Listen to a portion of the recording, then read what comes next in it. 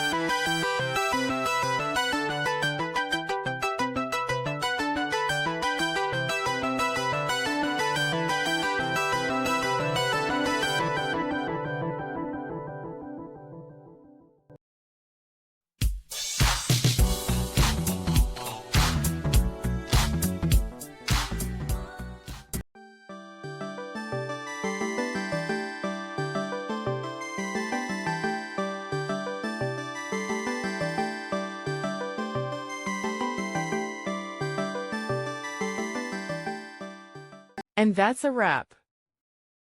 I hope you found the answer you were looking for. If you did, take a second to hit that subscribe button. It really helps out. And let me know in the comments which solution worked best for you. See you next time in the debug zone.